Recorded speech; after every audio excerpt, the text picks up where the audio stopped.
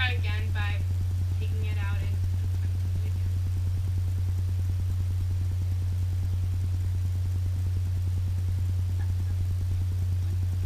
Perfect. And yeah.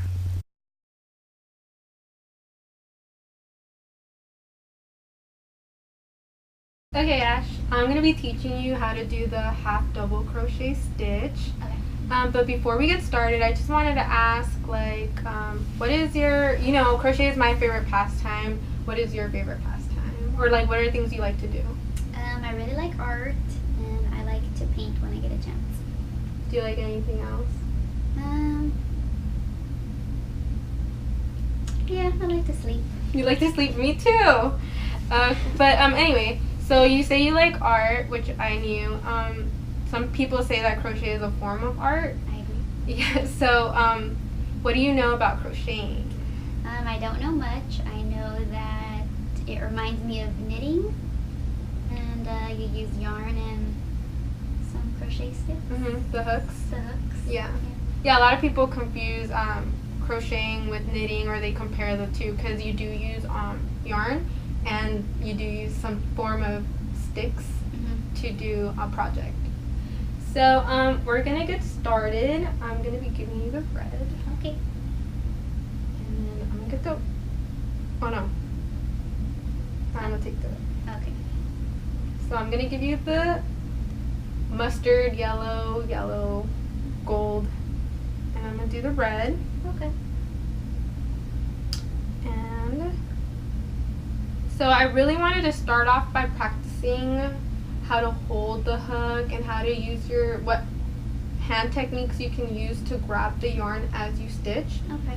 So if you want, you can put your palm up, wrap it around your pinky, and then put your index finger in front of you, yeah, like that. And I would say hold it like middle finger length from the hook. Yeah. So it's not too far away and your stitches don't come up. Kind of like this. Kind of like a shape of a gun with your middle finger sticking out. Okay, got it. Yeah, that's a good length apart from the hook. Okay. And then sometimes what I do is I usually grab onto this yarn just to have like some more control of like my fingers and stuff. So as in regards to the hook, I noticed that your yarn is all the way towards the hook when you can bring it down a little bit more. Like that. Yeah. Okay. And I think that's actually also good to have your other fingers to the strand, because then you can control the movement of, yeah. So the yarn should be like right there from the hook, yeah. And you can just start grabbing some yarn with the hook and pulling it through. Good. And we can continue to do that. I want you to have practice on holding the hook and grabbing the yarn with your extra fingers and just pulling through. I feel like I'm making a knot.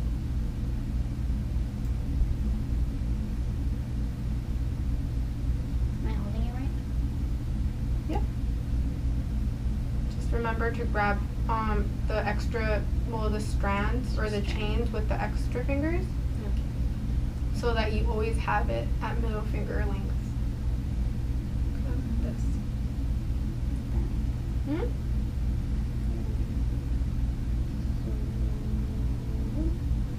Another thing that you can do is have the hook on the like next to the yarn instead of like over the yarn, like having it like, yeah, like that, and grabbing yarn.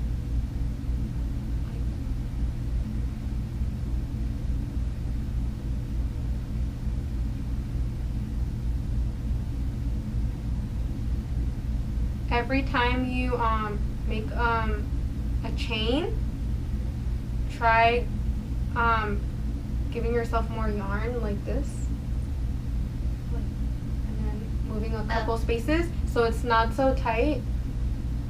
And you can have space to poke your hole, your stitch with. I need to work on that. Yeah, that's why we're practicing right now.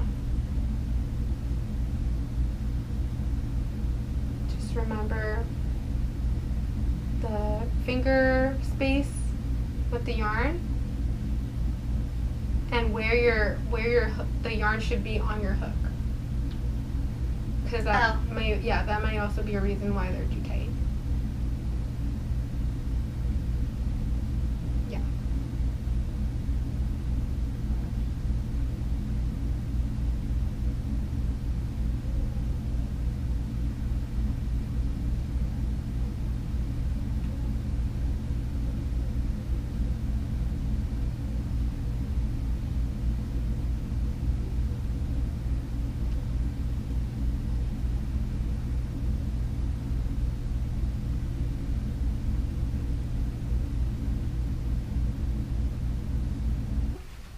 Alright, so you have your 10 chains? I do. Okay, so what I'm going to model for you is the half double crochet, so I want you to just watch and observe as I do this. Oh my gosh.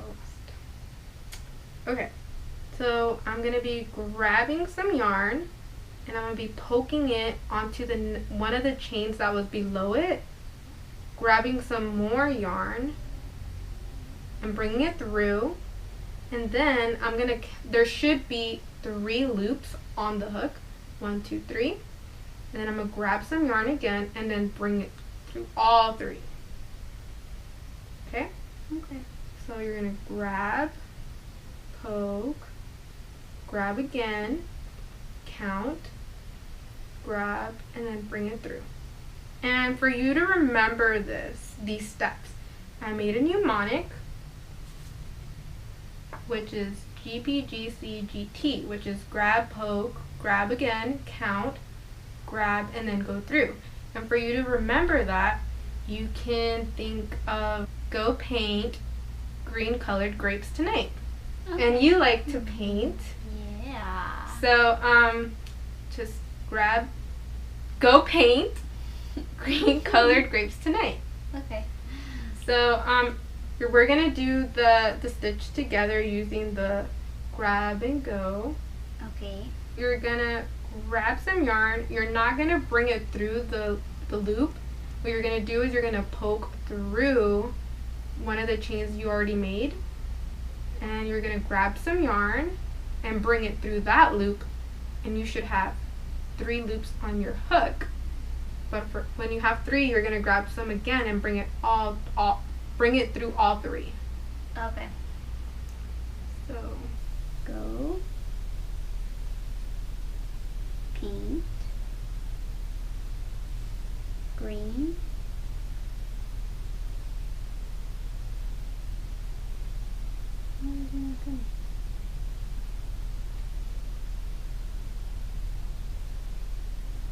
green colored, 1, 2, 3. Grapes tonight. good. Okay. Go, paint, green colored, 1, 2, 3. Paint, green colored grapes tonight. Tonight.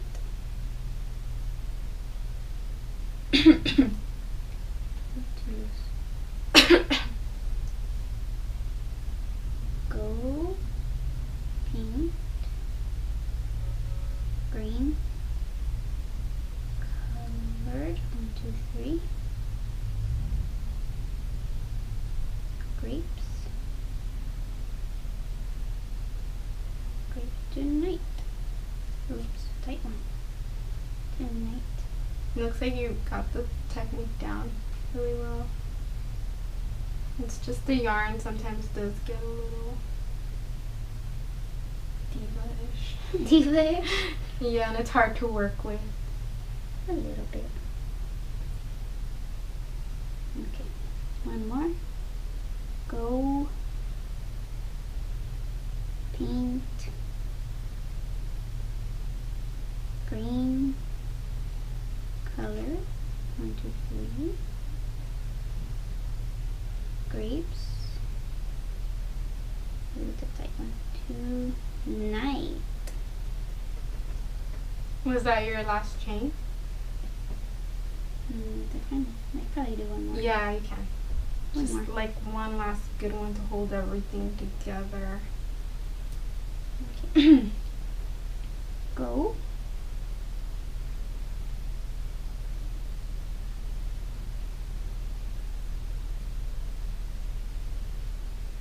Go. Oops. Go. Just remember the way your hands should be, and with the, yeah. Okay. Go.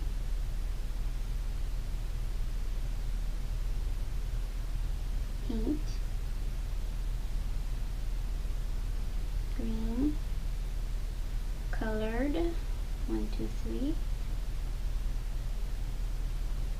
Grapes. Tonight. Good job. Good.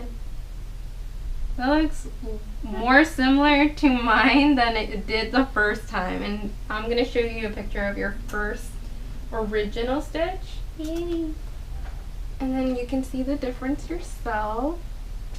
You see yours is thicker this time around. Yeah. And then you can see how the close resemblance to mine. Oh yeah. Yeah, competition there. Good job, Ashley. High five. Thanks, Miss Jared.